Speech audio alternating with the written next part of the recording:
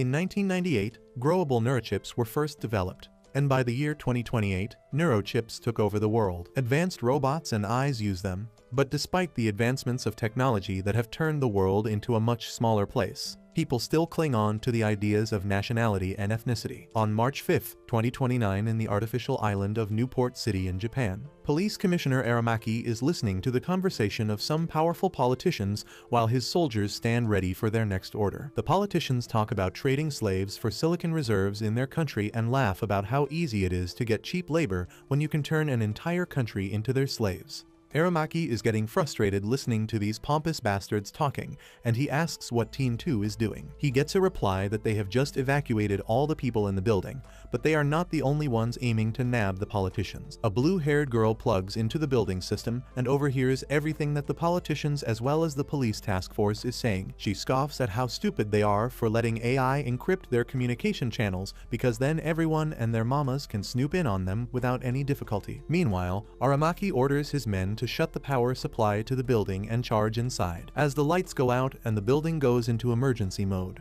the politician's guard tells him that the police special task force has cornered them. He then goes to the corner and pops his glasses to the side to get a clear view of the policemen around the corner before opening fire on them. The politician yells at him to stop firing and making things worse for him. When more policemen break into the room through the windows, they point their guns at the politician, who is the representative of the Far East Trade Association, and the other people in the room. The representative is not pleased to see Aramaki and tells him to take his chimp face away from his sight. Aramaki replies that it will happen soon when he deports the guy back to his home country. He then turns to the Vice Minister of Finance and tells him that he is under arrest for a bomb blast that killed their former Prime Minister. However, the trade representative intervenes, saying that his country has accepted the Vice Minister as a political refugee, and under international laws, no one can stop him from leaving Japan. Aramaki is pissed on hearing this and says that they will get the minister back under international anti-terrorism laws. But the representative reminds him that even with all the development in AI, paperwork is still a pain in their rear. He is confident that he is going to come out of this incident without even a scratch when a woman's voice asks him if he is serious. The very next moment, the guy feels something forcing itself into his body, and it comes out of the other side after tearing his body. It turns out to be the blue-haired woman from before, and as she breaks through the windows, Aramaki tells his soldiers to stop her. They can't even see her on their sensors, but start firing because their boss said so and end up shattering the window entirely. Aramaki goes to check who are they fighting and sees the face of the blue-haired baddie who turns invisible as she falls down. He realizes that she is using a thermal camo suit and orders the soldiers to bring a tracker, but by the time they return, the girl crash lands on a police car and then runs away without leaving a track. The next day, the woman goes to the office of the Internal Affairs Minister and introduces herself as Motoko, an android who got the orders to kill the trade representative from the late Prime Minister. She asks the Minister Jabba the Hutt to form a special unit to take care of threats they can't handle according to the law,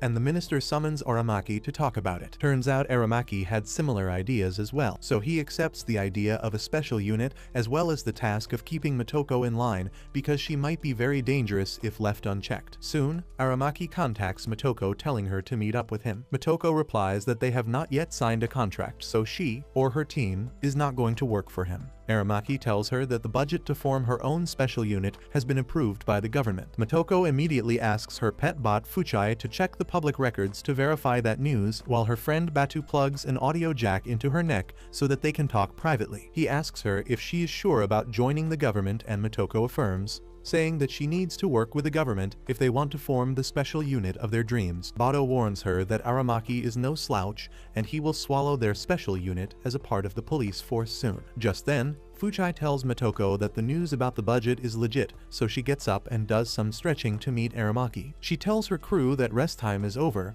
and they ride out to the police headquarters. On the way, Motoko tells everyone to keep their brain dive standby so that she can share information with them quickly. But her teammates are worried that it can be hacked, and they will be trapped. Motoko assures them that she is going to use a super hardcore firewall that kills hackers if they try to break into their brain dive. She tells them to stay away from a tingling sensation because that is her ghost, or her true consciousness. Bato dives into Motoko's brain, but he finds that her thoughts are all over the place. He tells her to do some decluttering and everyone else agrees with him. Motoko tells them all to get out of her head quickly before she fries their neurochips, and curses them for being insensitive jerks who went too close to her ghost despite the warning. Soon, they reach the meeting spot where their operator tells Motoko, who has been assigned the position of a major, that they have been keeping eyes on a rescue center that takes in orphans and raises them to be respectable people. Motoko replies that this doesn't seem like work for her. But the operator tells her that the people running the rescue center have a ghost controller they can use to brainwash kids. Motoko realizes that they tried breaking in with a hacker,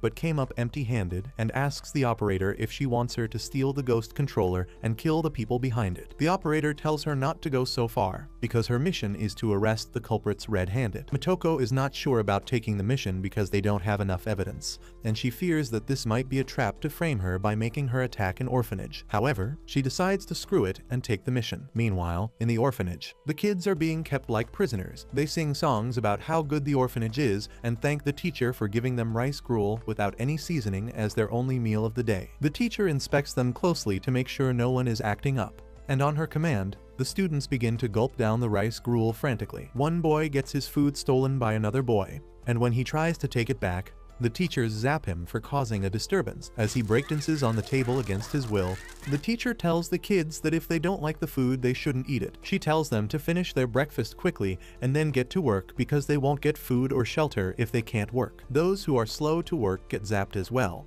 and the teacher sends them to the lesson zone while telling everyone else to work or they will never get out in the free world. Motoko and others can see this horrible footage and she asks for the scenes in the lesson zone. The operator doesn't have anything from that area and Motoko is pissed, but luckily, her hacker manages to get her a direct line into one of the boys taken to the lesson zone. He is put in a strange machine to brainwash him, but as Motoko's ghost takes over his body, she realizes what is happening to the other kids around him. This helps the boy break free of the machine's control and he runs out, unplugging himself and Motoko. She is about to unalive the operator because the intel she gave them was false and the rumored ghost controller is just an education machine. She is about to call off the mission when Bado tells her that the security of the orphanage is looking for the boy, and there might be more to this case than they have seen. He orders his teammates Tagu and Ishii to go after the boy and then looks smugly at Motoko, telling her that she can retire soon and leave the squad to him. Ishii takes the newbie Tagu along as they ride through the sewers to reach the boy,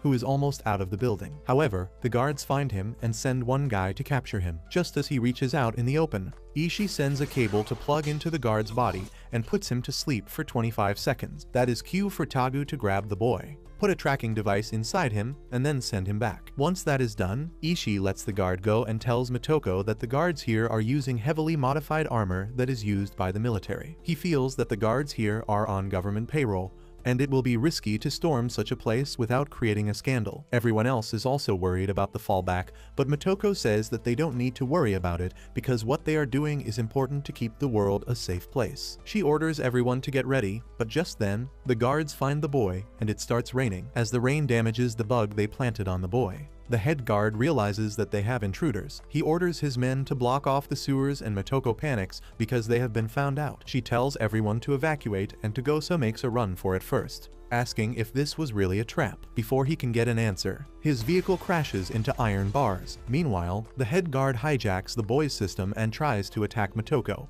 but the only one he reaches is the operator. She gets locked by his attack and her body explodes, but Motoko tells Bado that they should get moving because the operator was a soulless cyborg and the police force will patch her up soon. They rush to find the unresponsive Tagu while Ishii is firing at the guards trying to chase after him. One of the guards stops in his tracks because his ghost is whispering to him to not throw away his life. The other guard declares that he is not a coward like him, and the very next moment, he gets blown into smithereens by Ishii's attack. However, the head guard is already behind him, and he takes control of his ride. Meanwhile, Motoko and others rescue Tagu and get ready to storm the place when they spot Ishii's vehicle. It suddenly starts firing at them, and they run away while telling Ishii to snap out of it. One of them tries to reach him by diving into his mind, and finds that the guard has hijacked him. He tells Motoko that the head guard has a ghost controller, but he gets interrupted.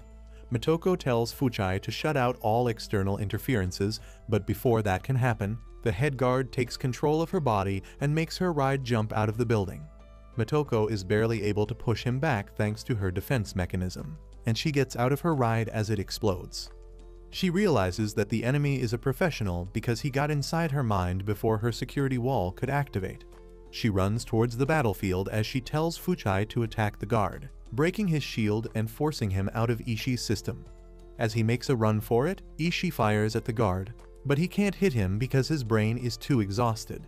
As the guard panics, 2 bullets penetrate the nearby building and hit him in the knees, destroying his mechanical legs. He realizes that his enemy is using a high-tech invisibility cloak because he couldn't hear the bullet or even feel its heat. He immediately surrenders, saying that he was just doing his job. Motoko tells him to surrender the ghost controller and its key, and he agrees, asking her not to harm his brain. However, when she tells him that he is under arrest, he realizes that she is from public security and panics because that is worse than being defeated by a fellow mercenary. Later, as Motoko fixes her ride, the runaway boy asks her if she is going to rescue them. She tells him to shut up and be a good boy in the orphanage because that is the only way he is going to become a free adult, as that is how the world works. Later, Motoko and her team talk to Aramaki, who tells them that they did good work, but now his boss wants to talk to them. He transfers the line to Minister Jabba, who tells Motoko that if she keeps creating a scene like this on every mission, the special unit might never be formed. Motoko doesn't like his tone and requests for a direct line to the minister, while asking Bado for the ghost infiltration key. As soon as he enters a direct connection with the minister,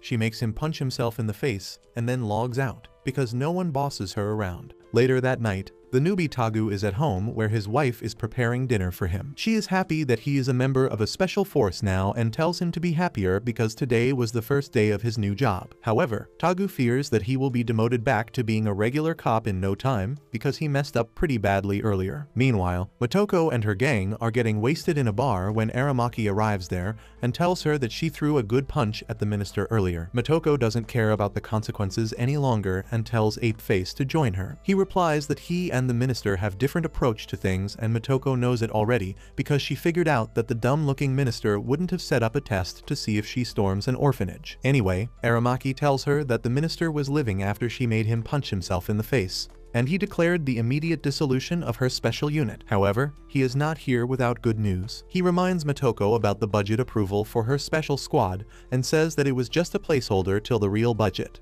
that would be 3 times higher, would be passed. He says that on the surface, it would be used to create an international rescue team to show the people that they care about civilians. In reality, most of the money would be used to create a special squad that works directly under the Prime Minister, with the sole mission of destroying crime before it begins to spread its roots. Motoko is shocked to hear this, and Aramaki says that both of them have the same ideas about how to make the world a better place, and that's why he needs her help. He gives them the forms required to join the secret squad and tells Motoko and gang to sign them and bring them to his office at 6 in the morning. He leaves with that, and at the same time Bado enters the bar. Ishii talks about how Aramaki played them like fools, and the whole setup with the minister was just a test to see if they are fit to work for a real special squad. Motoko is really excited about that, and Bado decides to make her happier by saying that he saw Aramaki's car on the way, and as a payback for earlier, he puts some fireworks in his tires. Suddenly, they hear an explosion and Motoko rushes outside to find all the tires of Aramaki's car melted down. She rushes to check if he is safe, but Aramaki is always one step ahead of her,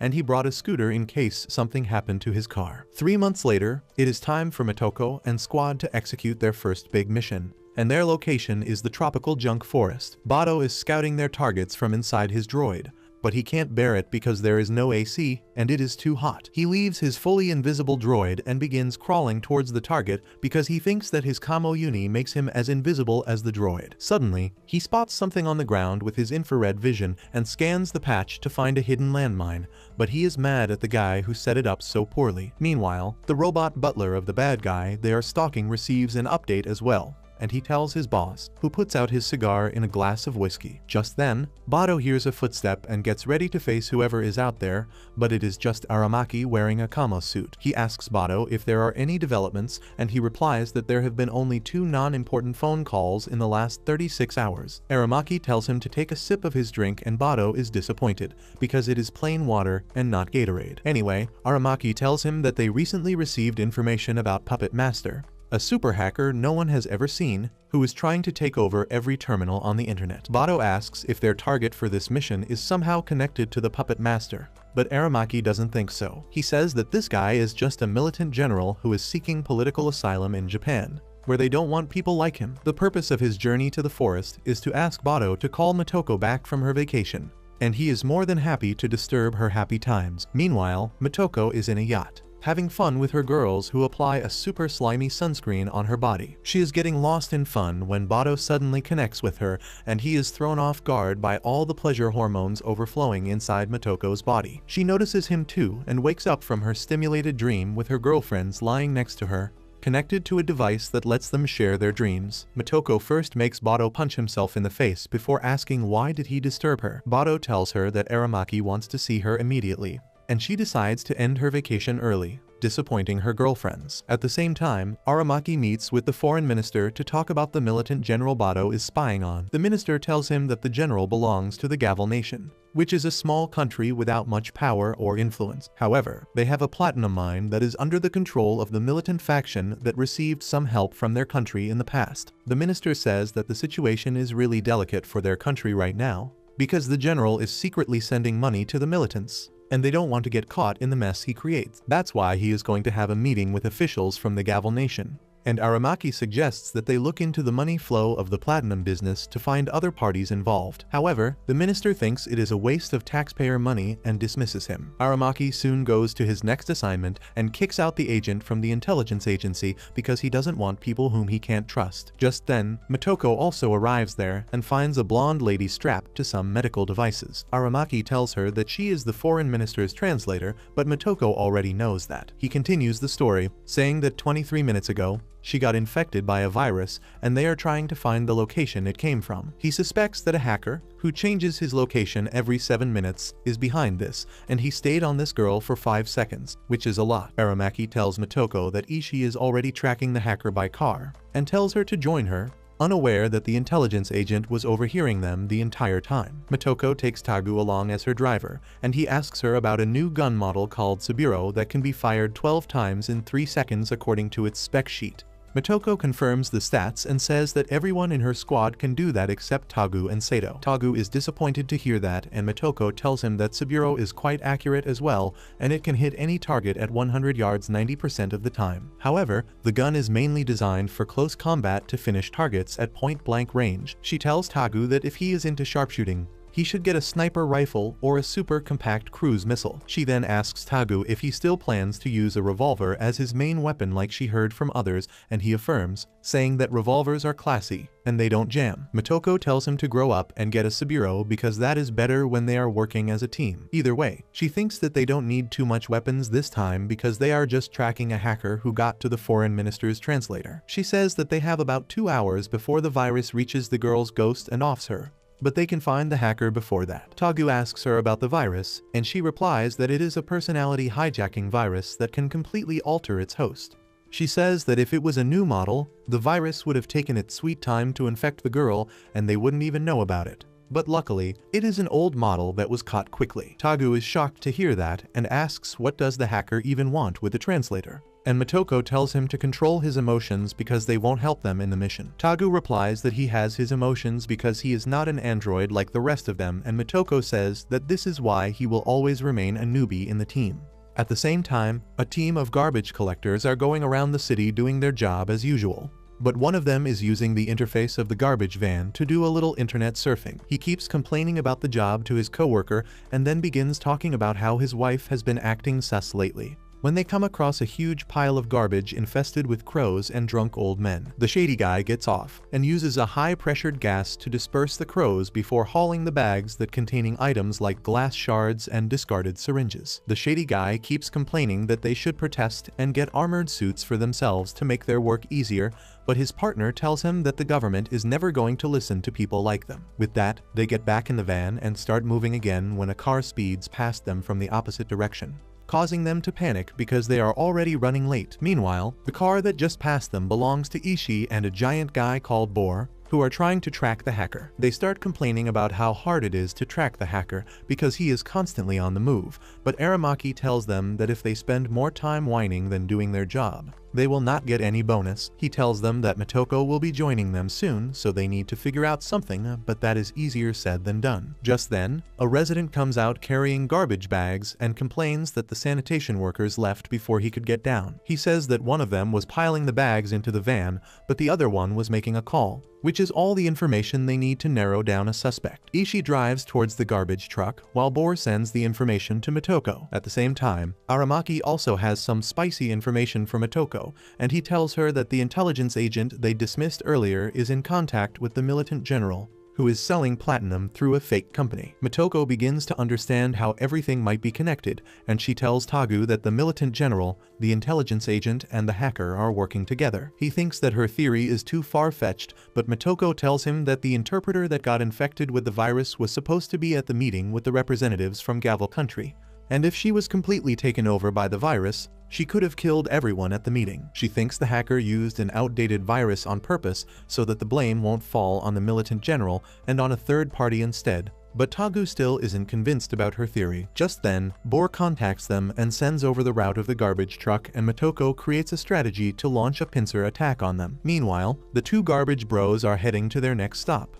and the senior asks the shady guy why is he stopping every time to make a call. The guy openly admits to being a hacker and says that he is just checking up on his wife using a ghost hack to see if she is cheating on him. The senior can't believe him and asks where did he even get his hands on a barrier breaker to hack his wife's ghost, and he replies that a nice guy he met at a bar gave it to him after hearing that he was stuck at his job of collecting garbage every single day. The senior doesn't really believe this story, but then he notices the hacker's behavior changing. Just then, he gets a call from his manager that some cops asked for a map of their truck's route, and as soon as he hears this, the hacker turns the truck into manual mode and goes full throttle to warn the guy who has been leaving barrier breakers for him under every public phone. Motoko and Tagu intercept this information as well, and they swing towards the next phone like they are in Attack on Titan. Meanwhile, the real hacker is planting a barrier breaker when the garbage truck approaches him, and the junior hacker yells at him that he is in danger. The hacker notices Motoko and Tagu's droids becoming slowly visible as they swing towards him,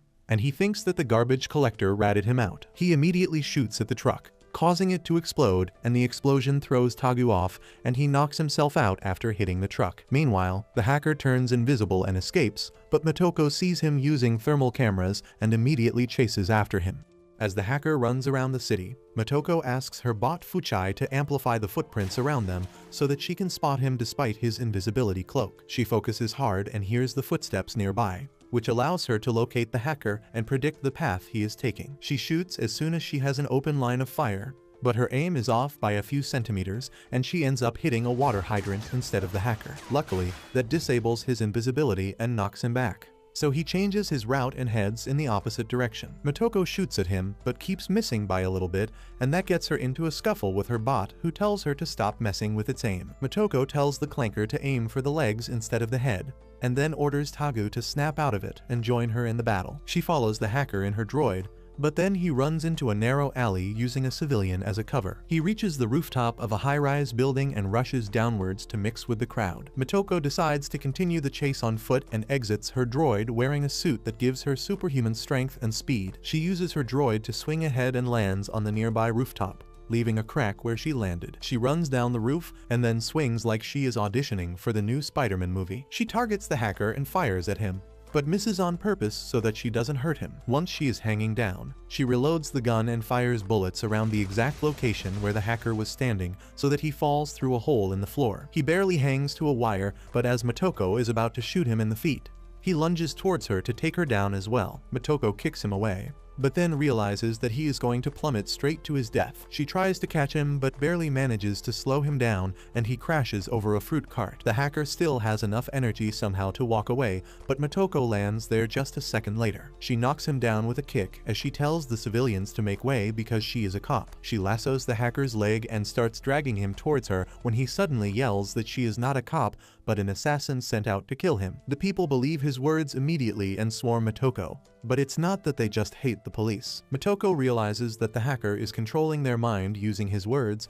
but before she can do anything about it, He shoots a civilian while aiming at her, and the crowd freaks out. Everyone scatters, but one dimwit girl grabs Motoko's arm instead, not allowing her to escape the hacker's attacks as he retreats. Luckily, Tagu recovers and joins the scene just then, and he opens fire at the hacker. Motoko tells him to stop, but he doesn't and critically injures the hacker, who falls down from first floor, but Motoko also seems to take damage. She collapses as the hacker hits the road and Tagu panics, wondering how she is injured. Motoko snaps out of it in a second and says that even though it hurt, she is fine, and even the hacker will make it out alive because she hacked his ghost at the last moment to make sure Tagu didn't hit any vitals. Later, as the cops show up to clean the mess, Tagu complains that Motoko was too reckless earlier. She replies that she had no other choice because he was aiming for the hacker's head, and they need that guy alive to find who he is working for. Tagu disagrees with her and says that they need to get rid of dangerous people like that because that will make the world a better place. Motoko replies that they can easily take out the dangerous component of the hacker's personality by altering his ghost, and they will also find who he is working for. She tells Tagu that if he keeps making rookie mistakes like this, she might hack his mind one day using the ghost infiltration key. With that, they ride back to the headquarters and Motoko contacts Bado, asking him to tell Aramaki that the mission is accomplished. Soon after that, Aramaki and Bado are at the villa in the forest, watching over the militant general and a guest who has paid him an emergency visit. Aramaki tells the soldiers that as soon as the guest enters the villa, they will storm the place, and Bado is really excited to break in and fire at enemies. Motoko also arrives there just then and punches him in the face because he trespassed into her mind earlier. Aramaki ignores that and turns to Sato, Motoko's teammate, who tells him that a stolen car was just parked outside the villa. Aramaki tells him and his men to pull out the spark plugs of all the cars nearby so that their target can't escape. Meanwhile, the guest visiting the militant general turns out to be the notorious hacker named Puppet Master, who declares that he is here to collect his money. He enters the house, where the traitorous intelligence agent spots him and freaks out, telling him that the special squad is after him and they are analyzing the virus he placed in the translator. Puppet Master just laughs it off, saying that the guy they will find by analyzing the virus is a puppet, and he is just an average Joe with fake memories that convince him that he is the Puppet Master. He declares that if things get messy, he can kill the puppet remotely, and tells the general that this is what he is paying for. The general is not happy because he wanted the Puppet Master to kill the representatives from his country, but he has still not done it. The Puppet Master says that he needs more money to do the job, and the intelligence agent lashes out at him, asking if he thinks it is easy to steal money from the government. The Puppet Master replies that he doesn't give a damn about that, and he needs money if they want his services, while he is gloating about how skilled he is and how they can't find anyone else to do the job. Aramaki's soldiers infiltrate the house and cover every exit. As the general opens the door to get some air, he finds a soldier pointing his gun at him, and the next moment, Aramaki and his squad are inside the room. The general asks him who the hell is he and how did he get inside his house, and Aramaki tells him that they are from the secret shell squad and here to arrest him. The general says that they have no warrant and he wants to call his lawyer to sue them, but the traitorous agent tries to get out of the situation by ditching his business partners. He says that he was undercover for 2 years to find intel on the general, and Aramaki just ruined it. Aramaki doesn't buy his acting, and he tells the agent that he can reveal all the intel he gathered once they start interrogating him for spying, stealing money from the government, and working with terrorists. Just then, Motoko injects the ghost key into his body to stop him from unaliving himself, and orders him to sleepwalk out of the room without resisting. The spy can't disobey her because she controls him now, and the general starts sweating buckets on realizing that he is next. Aramaki tells him that his home country wants him back so that he can be put on trial. The general freaks out and says that he will be killed the moment he touches ground, and offers to buy his way out of this pickle with $100,000. He begs Aramaki to believe that it was all the idea of the spy, but there is nothing that can get him out now. Meanwhile, Bado storms the house, armed to the teeth, but to his disappointment, everyone has surrendered peacefully. Soon, all the arrested culprits are taken to interrogation, and they tell the garbage man that he is actually single, and the memories about him having a wife who is cheating on him are fake. Ishii and Borma tell him that this is his life now because erasing the fake memories and restoring his original ones is nearly impossible. Meanwhile, the Puppet Master is being interrogated too, but Motoko is confident that he is also a puppet who thinks he is the master. At the same time, Motoko's bot buddy Fuchai is having a dream even though it is powered by AI. It thinks of itself as the leader of fellow bots, enjoying a vacation on a tropical island, and tells them to listen to its brand new plan. It declares that robots are better than humans because they have better computing power, They are durable, and they can be mass-produced. It declares that they need to take over the Earth as the better species, and its followers are thrilled at the idea of a revolution. Fuchai says that they will kill all the humans and then rule the Earth. But another robot says that humans fight all the time, so if they just manipulate them, the humans can kill each other to extinction. All the bots are happy to hear this, but then one raises a concern. It says that if all humans are dead, they will have to do boring things like repairing themselves and changing their oil, so they should keep a few slaves to do that. Another bot says that since humans do that for them anyway, staging a revolution is pointless. Everyone agrees, but Fuchai disagrees and says they need to learn more and become even better than humans. It pulls out an old floppy disk to teach its fellow bots more, but they don't want to listen to him because what it has is a floppy disk to an old movie. Everyone starts making fun of Fuchai for having a bug, and it wakes up from the nightmare soon. However, the memories of all the bots are synced all the time, so the other bots wake up too and start teasing it about being a bugged piece of junk.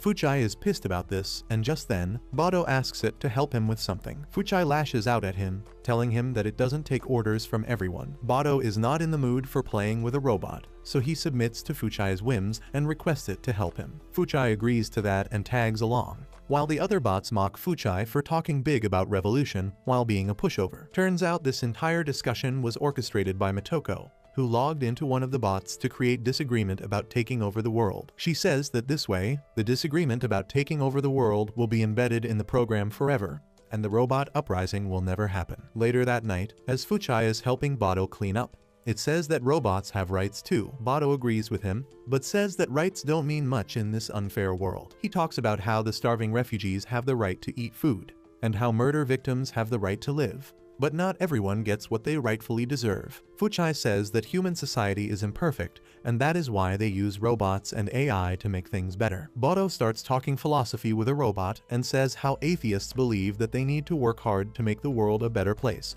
but the religious ones think that this world is a trial for them to make the cut to heaven. At the same time, Motoko recalls how she was once in a cyborg production facility, learning the process of making the cyborg by integrating the biological parts with mechanical parts. The doctor there told her how they use nanomachines to make sure the cyborg's inner structure is perfect, and then place it in a mold where they create the external body. The doctor kept on talking about how she prefers giving every cyborg a unique body design, but lots of companies prefer having a generic design for all their cyborgs. Motoko didn't have much to say on the matter, and she told the doctor that she will be back in 30 hours, which is the time it takes to create the external body. When she returned, the cyborg's body was almost done, and the next step was uploading a personality, which took 4 hours. The doctor started drooling over the cyborg already, because she knew that the purple-haired baddie was created for just one purpose. That was how Motoko got her 2 girlfriends, and in the present, she takes them out on a lunch date to apologize for leaving them hanging the last time. The doctor is still mad about the last time, so Motoko tells her to order anything she wants. She then starts talking about how she sometimes feels that she died and the current version of her is just a cyborg with her memories. She says that even though she is treated as a human, she has never seen her own brain and she can't be sure that she is a human, which completely ruins the mood of her girlfriends who wish that she would just shut up. A couple days later, a rich fat guy is playing golf with his 2 maid cyborgs when he summons another one of his cyborg maids to wipe off his sweat. However, the moment the maid hears this, something inside her snaps and she immediately turns feral. She lunges at Fatty, who craps his pants, but then his maid robot suddenly goes into her battle mode and blasts the battery juice out of her with a single attack. As the defective maid robot dies, the golf course around them turns into a small simulation chamber and the combat maid returns to her normal mode. However, Fatty is still in shock that even a maid robot who couldn't disobey him didn't want to wipe off his filthy sweat. 2 days later, Motoko sends Bado to handle the situation regarding another defective robot, and he is not pleased with the assignment because he thinks it is beneath him. He tells Motoko that police should handle matters like this and she should ask Apeface for better jobs. Motoko goes through the file on the defective robot that is from the same Tom Lian series that almost offed the fat golfer earlier. Motoko tells Bado to focus on the mission at hand because the defective cyborg has gone berserk,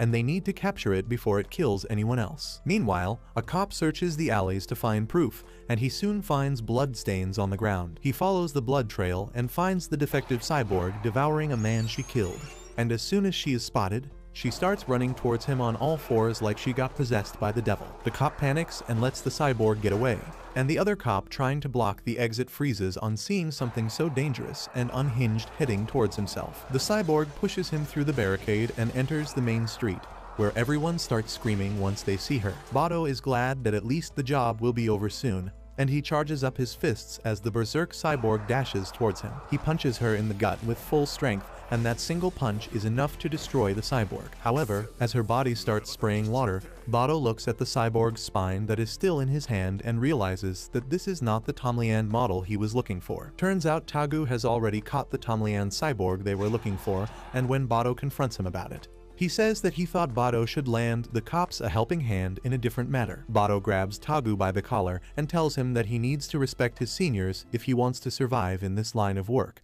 but he replies that he doesn't care about the seniority system anymore.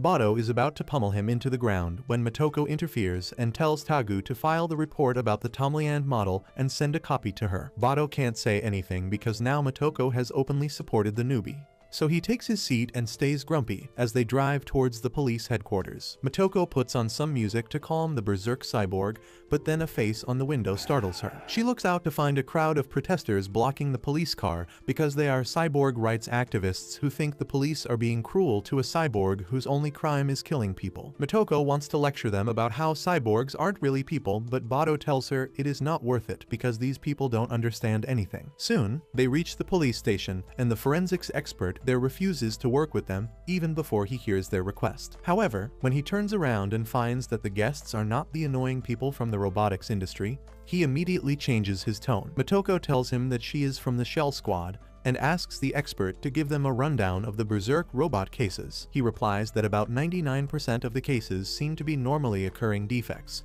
but the cyborgs are using those defects to give themselves permission to attack humans. He leads Motoko and Bado into a secret containment chamber where hundreds of defective cyborgs are being held in cramped cells. They start reaching out like mindless animals, and Motoko asks the forensics guy if any of them was programmed to hurt humans. He tells her that 4 of them were programmed to hurt specific people, but the police investigated and found that the mastermind was acting out of a personal grudge. He tells Motoko that the number of feral cyborgs has been increasing lately, and he believes it is because there are too many discarded units on the street. He explains that whenever a new model is launched, older ones are discarded, and the mind of the cyborgs can't handle being abandoned, so they become violent. With that, the tour of the containment facility is over, and the forensics guy says that the robots are just telling people to stop treating them like disposables. Bado doesn't really agree with him and says that they should program into the robots to suck it up even if their life gets hard. After that, Motoko and Aramaki go to meet Fatty, who turns out to be a big-shot colonel in the army. He keeps boasting about how he dislikes the synthetic smell of cyborgs, which is why he regrets losing the Tomlian model that smelled a lot like humans. He points out that he can smell that even Motoko is a cyborg and not a human, which pisses her off, but that is not what Aramaki is here to talk about. He tells the colonel that they are going to retract his security because the incident with the cyborg earlier wasn't a terrorist attack aimed at his life, so he will be fine with his usual security. The colonel can't accept this and runs after Aramaki to stop him, but his build isn't exactly athletic, and he starts sweating and panting by the time he reaches the door. On the way back, Motoko asks Aramaki about the guy, and he says that the colonel was the former head of the investigation division, and in his prime, he was known as the Red Devil. Aramaki says that he owes his current position to the colonel who was attacked by a defective Tomlian model 2 days ago. They were called here to assess if it was a terrorist attack on the old man's life, but since that was not the case, they won't be providing him with extra security. Motoko asks him if they are going to drop these cases then, but Aramaki says they still need to investigate it because when they examined the remains of the defective cyborg, they found sauce written inside its brain. Aramaki says that they have found 8 such cyborgs with a sauce message, and the mastermind behind it is probably asking for their help. Only the police know about the messages at the moment, but Motoko says that the quality control inspectors at the factory must have known about them too. Aramaki tells her to start investigating the matter, unaware that the president of Hanka Industries who make the Tomlian model has already started looking into the matter too. He summons the chief shipping inspector of the factory and asks if he put the sauce message in 23 cyborgs. The inspector tries to feign ignorance, so the president's goons break his back and then inject him with a truth serum while he laughs and tells him that he shouldn't have done it. The inspector says that he will report this to the union, but the president lashes out at him, saying that once he gets his factories fully mechanized, they won't need a union at all. He talks about how he sent the special models to VIP clients, and 7 of them went berserk but were destroyed quickly. They recovered the rest, but 2 of them are still missing, and the president doesn't want anyone to analyze their software after seeing the message inside their brains. The truth serum suddenly kicks in, and the inspector says that he was asked by Adam and Link, who are in stage 4 imprinting, to do so, and he got something in return too. The man collapses before he can say anything else, and the president tells his goons to use him as a scapegoat to tie all the loose ends. Soon after that, Tagu and Bado reach the factory to find the inspector, and to their surprise, he is already at the gate, staggering around like a drunk man. They approach him to talk about the defective bots, but just then, the president's sniper blows his brains out. Tagu and Bado take cover behind the gate as the sniper keeps firing at them, and Tagu forces him to retreat by almost hitting him a couple of times. Bado uses his enhanced hearing to find where the sniper is going, and he tells Tagu to follow him as they charge inside. They remain on full alert when suddenly, the sniper jumps through a window above Tagu and starts running. Tagu chases after him and tells him to drop his gun if he doesn't want a hole in his head. However, the sniper starts spraying bullets as he turns towards him, and Tagu survives only because Bado trips him right before a bullet is about to hit him in the head. The sniper tries to escape, but to his shock, Fuchai appears behind him out of nowhere and shoots his gun out of his hand. When Bado comes there to apprehend him, he is shocked to see Fuchai there, who reveals that Motoko ordered it to tail them and provide support in case they need it. Once everything is settled, Bado tells Fuchai to check the perimeter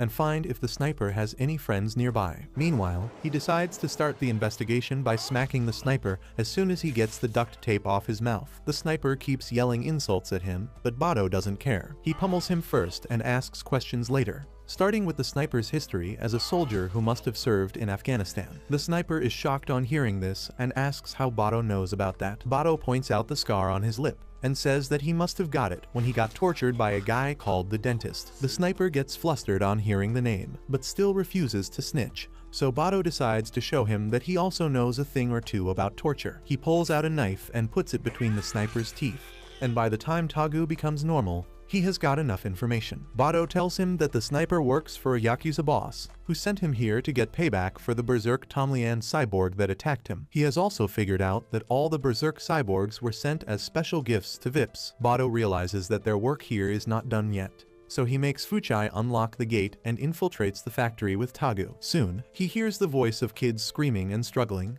and when he finds them, he sees the president's android goon trying to drag the kids named Adam and Link into a facility. Tagu tries to get a closer look, but ends up creating a sound that alerts the bodyguard. While the cyborg guard is distracted, the kids run away and Bado chases after them, while Tagu stays behind to throw hands with the clanker. He smacks the circuits out of her motherboard, while Tagu finds the 2 kids hiding inside a ghost dubbing facility, which copies a human's ghost and makes multiple copies of it. He knows that this facility is banned because the original human dies, and immediately figures out that the company president is using kids to steal their ghosts. Just then, he sees the kids fighting with each other because one of them thinks that Bado is a cop who is here to help them while the other disagrees. Bado approaches them and asks if they were the ones who left the sauce message in the cyborgs, and they agree, saying that their friend plotted it all, but he died after they extracted his ghost to make cyborgs. And then the inspector made tweaks to the program so that the cyborgs would go berserk. Bado frees the kids before lecturing them about how people were in danger because of their actions. The kids don't care about that because they were in danger first.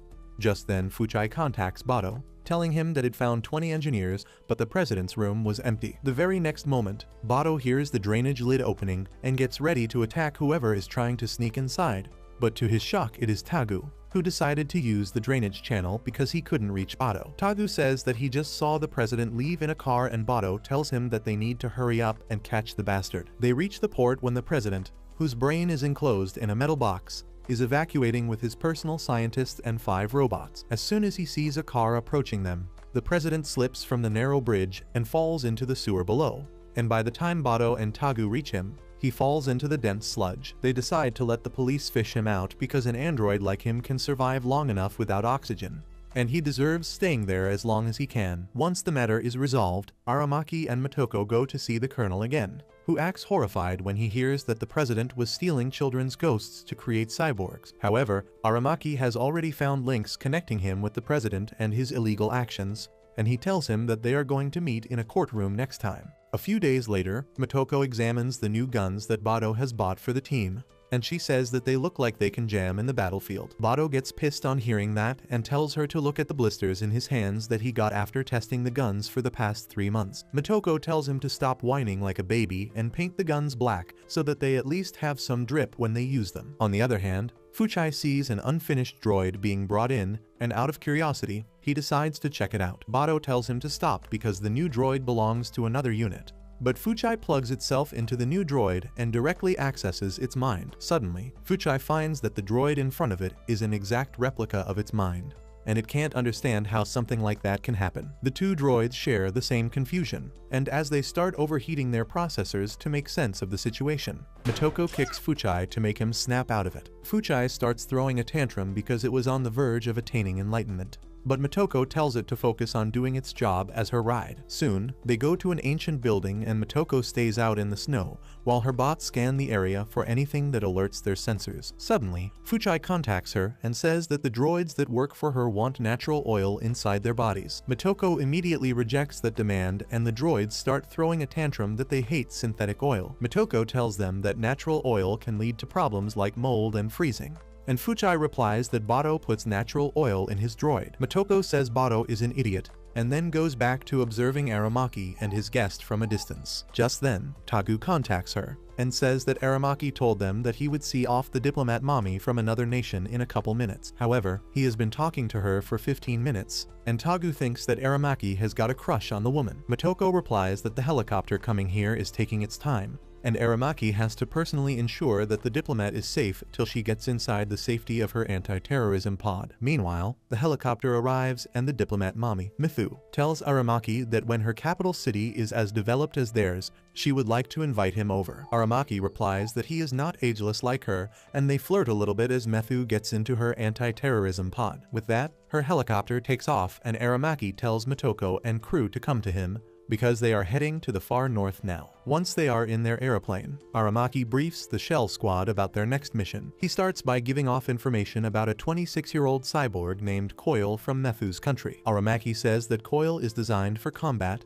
with titanium implants all over its body. He tells the team that Coil is currently taking a train from his country to Japan because he is a living weapon and is not allowed on flights. The squad is curious about who is looking after him, and Aramaki tells them that a newcomer named Yano, whom Bado himself picked from the academy, is accompanying Coil. Motoko asks Aramaki why all of them are required to be around a warrior cyborg, and he explains that there are many factors at work here. The Sagawa company is trying to expand its operations, and their next destination is an old military base. Aramaki says that he doubts that the Sagawa company is up to no good, and since they are trying to reach the military base at the same time as a foreign agent entering the country, the two things might be related. At the same time, Bado is in the police academy, training newbies how to shoot. He gets mad at them when they try to be stylish while shooting because that is how people get killed in the battlefield. Just then, the operator gives him a message from Motoko, telling him to join them in the far north. Bado immediately throws his hat because he was waiting for a mission. He starts running away from the location while telling the recruits to complain less and work more. Turns out far north is not just a direction, but an old-school cyber city filled with data analysts and brokers. Motoko tells Ishii to meet up with Bado and then follow Coil and Yano. He immediately leaves the airplane in his droid, and Tagu starts packing ammo for a fight. He asks what is Coil here to do, and Bor says that he is definitely not here just for sightseeing. He says that he is more interested to know what Sagawa Corporation wants to do with the old military base. Motoko tells the two of them to check out the old military base while she goes to see the offices of Sagawa Corporation. She tells them to use only direct link to talk to each other from now on, because any wireless communication between them can be hacked in this city. Soon, Motoko is in the shady part of the cyberpunk city, and she tells Fuchai to stay near her. However, the droid gets distracted by the first street vendor selling an antique device. He immediately asks about it, and the Hooters waitress selling it tries to ask him if he can even pay for it. Fuchai takes out its hand to trade for the device, but she yells at him to get lost because it doesn't even cover the cost. Fuchai tries to appeal to her using its cuteness and helplessness, but when she doesn't react to his lubricant tears, he simply grabs the device and runs off. This pisses off the woman, and she pulls out an assault rifle, but her partner tells her that they should give up this job and open an OnlyFans account. At the same time, the president of Sagawa Corporation gets a picture of Ishii's invisible droid jumping out of the airplane. He is impressed by the level of technology the unwanted guests possess, and he tells his subordinate to do whatever it takes to find them and get them to return home. The man replies that the only squads that use this level of technology are directly under the Prime Minister, so they can't put any pressure on them. But the president thinks that is bullcrap and asks him to get it done at all costs. A few hours later, Bato arrives at the railway station and immediately rushes to the infirmary to see the dead body of the newbie named Yano. Ishii is already there, and he says that Coil didn't care about hiding his tracks, and instead he killed Yano to get rid of him. Bato is furious on seeing the corpse of his student, and he immediately calls Aramaki for answers. He starts lashing out at him for sending a rookie alone after a battle Cyborg. But Ishii asks him to calm down because yelling on Apeface won't get them anything. Ishii knows that Bato feels guilty because he is the one who picked Yano for this mission, and tells him to use this guilt to complete this mission quickly. Bato is still filled with rage and desperation, so he takes off to find Coil and put an end to him. Meanwhile, in the city, Motoko is getting the report about what happened while a bunch of thugs shoot people just for funsies. However, when they attack Motoko from behind, she gets pissed and immediately shoots both the thugs and causes their van to crash. Everyone around her is only mildly shocked to see this, and Motoko just pulls out the axe from her back and goes around looking for someone she knows. She soon finds the clown she was looking for beating a nerd in a dark alley. He immediately recognizes her too, and Motoko asks him if he can take her to the hacker Krolden really quickly. The thug wastes no time in leading Motoko to where the hacker is because he knows how dangerous it can be to mess with her. Once he reaches the hacker's room, he says that someone is here to meet him, but when he turns around, Motoko is nowhere to be seen. However, she is still there, hiding under her invisibility cloak because she doesn't want the middle-aged IT worker come hacker to see her face. She tells him that she needs some information on the Sagawa Corporation, and he is happy to help because he hates their guts. He talks about how they swooped in to take control of the resources here after the peace treaty ended, but he doesn't think they possess a real threat because he knows more about politics than my unemployed uncle and knows that the company doesn't have real power. While he is yapping about politics, he hacks into the office of the head of securities of Sagawa Corporation and gives Motoko direct access to it all the time. He offers to do even more if she wants, and she tells him that he shouldn't have quit his government job to become a hacker. She asks what his poor parents would think if they learned that their son was holed up in a shady city with dolls that cost millions. The hacker nervously laughs on hearing this and tells Motoko that he won't charge her anything for this job if she hides his secret from his parents. At the same time, Bato and Ishii reach the factory on top of the old military base, and they decide to sneak in to find what is going on. Unfortunately, the dust and smoke in the factory makes their thermal camouflage useless.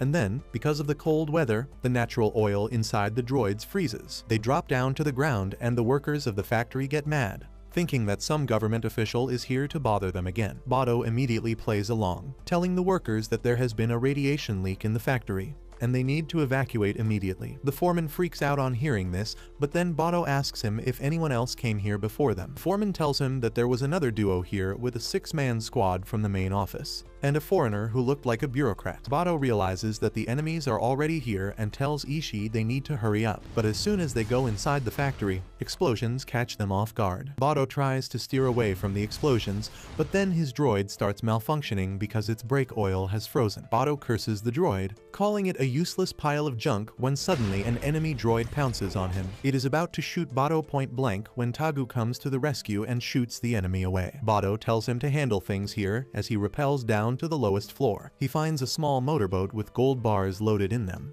and before he can even come up with a theory, he sees the combat cyborg Coil in front of him, holding 2 bags full of gold bars. Coil drops them and dashes towards Bato at lightning speed, disarming him immediately. He tries to finish him off quickly, but Bato is stronger and more experienced than him. He dodges Coil's attack and then slams him on the ground before ripping his titanium arm off. Coil kicks him away and then uses the light bulbs on his head to command his droid remotely to attack. The droid pins Bato down and opens fire on him, but not before Bato kicks the gun away. Coil runs away using this chance, but just then, Ishii arrives there and shoots the droid pinning Bato down. Bato immediately takes aim and tells Coil to stop stop, but he doesn't listen, so he shoots him dead. Tagu lands next to him just then and says that he shouldn't have killed Coil because they can't get any information out of him now. Bado doesn't want to hear anything, but Ishii agrees with Tagu.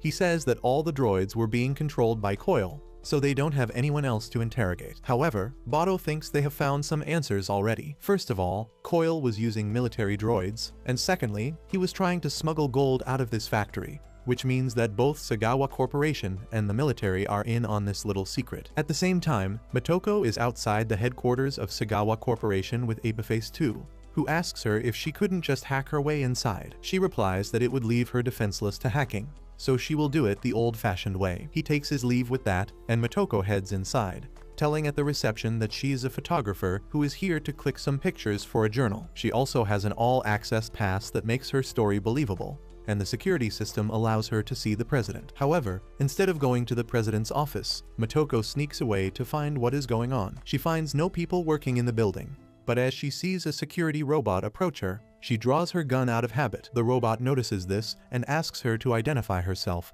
but Motoko panics and shoots it, regretting her stupidity for not playing it safe when she had foolproof cover. Anyway, she stumbles into the president's office, who is telling the foreman that there is no radiation leak and he is fired. He freaks out on seeing Motoko and tries to type in some emergency commands. However, Motoko shoots him in a split second, only to realize that he is a robot. She tries to find the real president by hacking into his memory, but there is nothing clear. She can just see the sale of land between two parties with hidden names, and just as she is about to figure things out, a stone statue tries to crush her head from behind. Motoko shoots off its hand, and the statue flings her away before it starts talking to her through a statue head on the wall. The man controlling the statue knows her from her time in the military, and Motoko recognizes him as Lieutenant Colonel Sohei, the chief of Far North Special Operations. The man panics on hearing his identity being leaked, and then Motoko goes invisible, making him act frantically. Motoko says that she will hold on to the memory disk because it is enough proof of his evil acts. Sohei decides to run away from the place as soon as possible, so he logs out of the statue head and logs into his primary body, which is a female statue in the nearby pillar. However, because he hasn't used his primary body in so long, it is creaky and slow. Sohei tries running away, but Motoko was waiting for him to do that. She ambushes him and calls him a freak for living in a female statue all these years, but tells him that his little game is over because he is under arrest now. After that, Motoko meets with Aramaki to give him the report, and he tells her that Sohei was sent by the government to keep an eye on Sagawa Corporation, but he got corrupted by unchecked power and money. He must have ended up helping them grow their influence and smuggled gold to neighboring countries for personal profit. With that, Aramaki tells Motoko to go with Bado, who has gone to pay his respects to Yano's family. They go to the military grave where all those who die while on duty are given a final resting place, and both Motoko and Bado try to rationalize their way out of their guilt while looking at Yano's family that is struggling with the loss.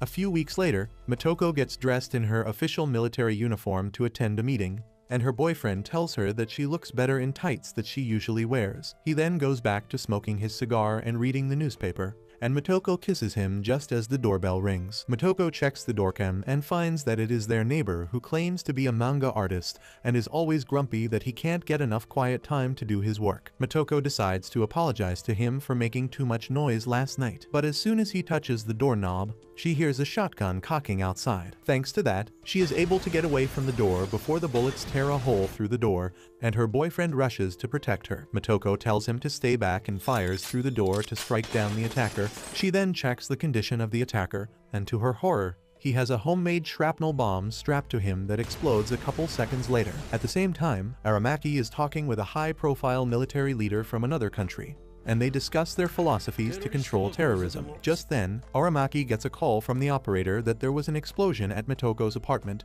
and she has been rushed to a hospital. Aramaki immediately orders the operator to shut down the nearby airports and harbors, and to get the entire Squad 9 on standby. He then calls Bado, and the two of them rush to the hospital to check on Motoko. They arrive at the hospital in 12 minutes and run to the elevator, but it is taking its time. So Aramaki tells Bado to take the stairs. Bado follows his orders and barges straight into an operation theater. but to his shock, Motoko is completely fine and so is her boyfriend. Motoko turns to her boyfriend and says that since her squad members showed up before his squad 1 members, she won the bet. He tries to pay her with a half-burnt, but she tells him to get fresh ones from the bank. Just then, Aramaki also arrives there, and he lashes out at Motoko for not telling them that she was not hurt. The very next second, he receives a call from Ishii, but tells him to put it on hold. Motoko realizes something is going on, so she tells her boyfriend she will call him later, which is his cue to get going. Bado cheerfully waves him away, before teasing Motoko, asking if this is the guy she has been secretly dating for the past 7 months. She warns him to stop,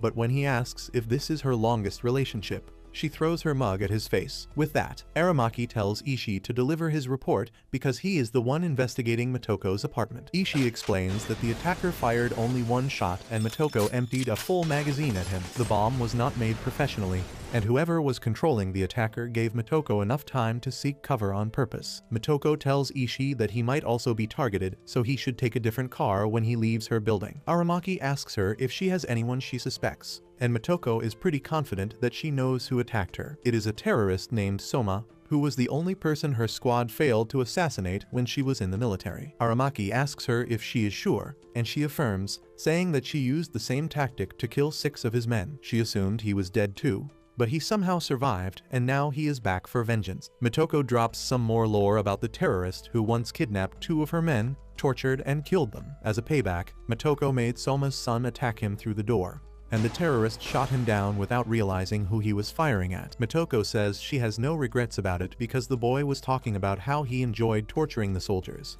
and she planted a bomb on his body so that he would take out Soma's gang even if he died. After the explosion, she entered the room to confirm the kills, but to her surprise, she found Soma had escaped using a battle suit. Aramaki understands everything now, and he orders Ishii to investigate the terrorist Soma and his handler. He orders Bado to follow the weapons trail, and then Motoko interrupts him. She knows that according to the protocols, she is not allowed to take part in this case, but she really wants to. Aramaki tells her that the protocols can go to hell, because he needs her as bait to catch the terrorist. Motoko is dumbfounded on hearing this, and Aramaki tells her to get herself in danger on purpose, and he will send Tagu to back her up. After a while, Bado leaves the hospital, still grumpy about Motoko throwing the mug at him when Tagu passes him by. He suddenly tells Bado that if he needs any help with his car, he is willing to lend a hand, and that makes Bado freak out as he wonders if his car has also been rigged with a bomb. Meanwhile, Motoko's boyfriend also receives details about the terrorist attack, and he decides to go back to his headquarters. Just then, Motoko comes out of her room and asks if he ever showed anyone her pic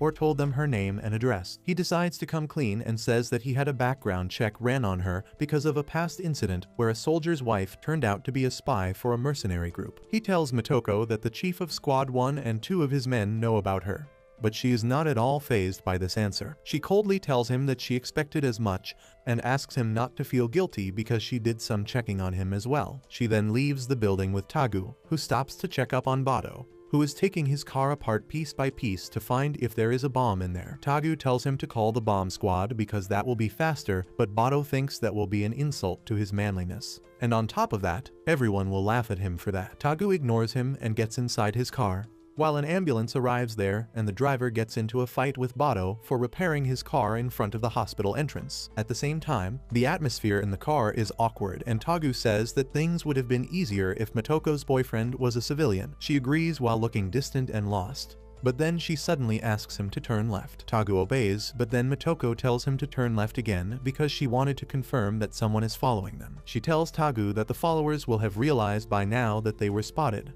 so they will try to attack. She tells him to head to the nearest deserted area, which is an abandoned factory 15 minutes to the south. Motoko then asks him if he has his droid ready, and Tagu tells her that the droid is following them just far enough so that the stalkers won't notice it. He is curious about the motives of the stalkers because if they really wanted to kill Motoko, the hospital would have been a better place. She thinks that they probably want to have fun killing her, but even if they have another reason, she plans to find it out once they capture the stalkers. While Tagu is rushing towards the abandoned factory, Ishii pays a visit to an intelligence agent while wearing the invisibility cloak. The agent senses something is wrong and tries to reach for the revolver in his drawer, but it starts floating in the air before he can grasp it. The agent realizes that someone is using thermal camouflage, and Ishii shows his badge to tell him that he is a cop who scheduled an appointment earlier. The agent instantly shuts down all the windows so that no one can see them, and asks Ishii what does he want. He replies that he needs information on the terrorist named Soma, because the agent is the one who keeps tabs on his terrorist group. However, he replies that he handles everyone else except Soma,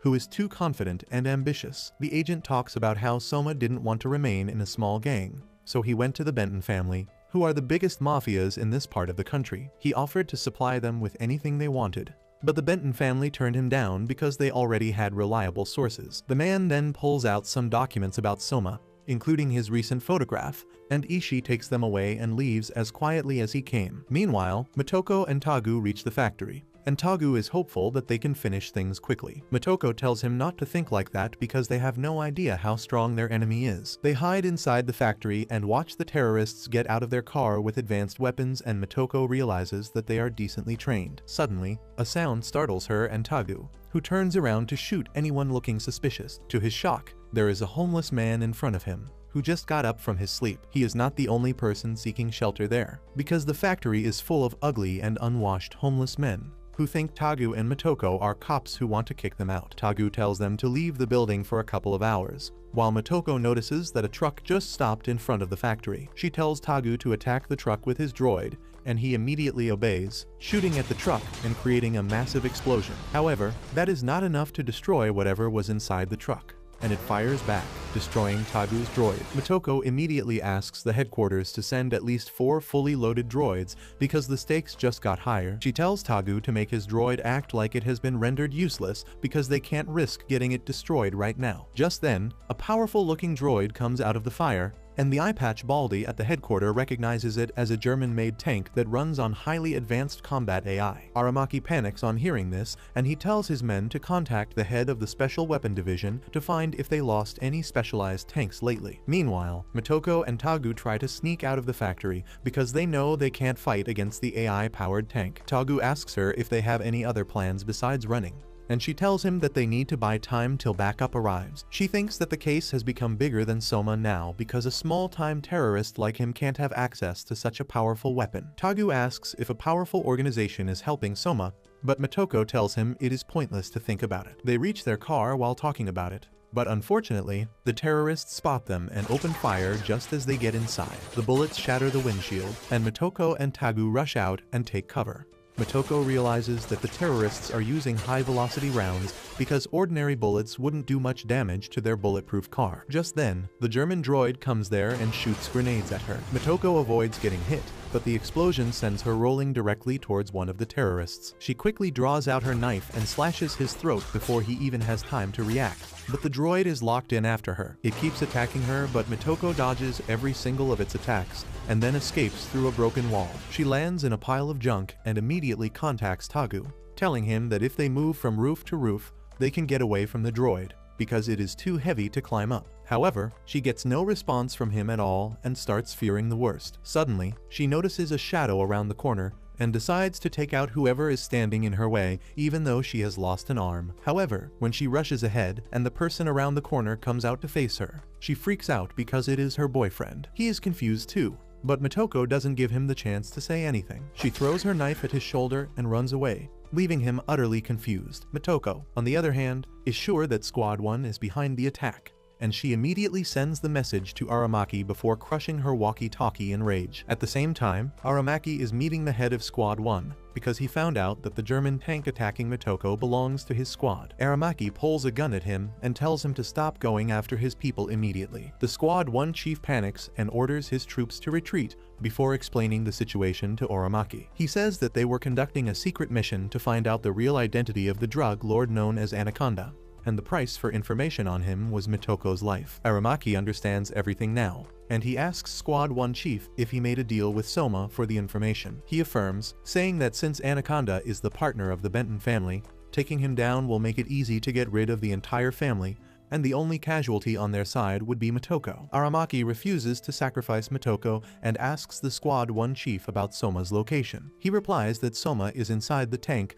and he won't come out because he doesn't trust them. Aramaki declares that Squad 1 will pay dearly for this, and he leaves to take care of the situation while ordering Baldy to keep watching the Squad 1 chief. Meanwhile, the soldiers at the factory decide to retreat after getting orders from their chief. But Motoko's boyfriend has other plans. He decides to go after Soma to protect his girlfriend, but his men tell him it is not the right idea. He doesn't care and orders one of his guys to get him a rocket launcher from the car. And just then, Tagu arrives there, bleeding profusely but still ready to fight till the last breath. The soldier tells him not to shoot because the fight is already over. Tagu doesn't understand what is going on and contacts Motoko, but she is too busy dodging the constant attacks of the smart tank. The tank soon runs out of bullets, but as Motoko tries to run away, she finds that her leg is caught under rubble. The tank grabs her head and starts crushing it, and when Motoko's boyfriend tries to attack it, he finds that the rocket launcher is not working because Soma sabotaged them. He still doesn't give up and rushes to free Motoko from the tank's grip with brute force. Then suddenly, an anti-tank rocket hits the tank, destroying it immediately, thanks to Bohr, who arrived to save the day at the last moment. Soma gets out of the tank on realizing that it might explode any moment, and Motoko's boyfriend knocks him to the ground with a single punch as soon as he shows his ugly face. Bohr then tosses a pistol to Motoko, who unloads the entire thing into Soma's head. With that, Motoko tells Bohr to get Tagu to the hospital quickly, because he is losing too much blood, while her boyfriend supports her as they walk outside. Aramaki is already waiting for them, and he tells Motoko that the chief of Squad 1 was being manipulated by Soma, who probably didn't even know anything about Anaconda. Motoko's boyfriend panics on realizing this, and says that if Soma indeed knew something, they made a huge mistake by killing him. However, Motoko tells him that when she wore her uniform earlier, it was to meet a foreign minister and celebrate his country's achievement of assassinating Anaconda. But that's where this video ends. Remember to like and subscribe to the channel. Thanks for watching, and I'll see you next time.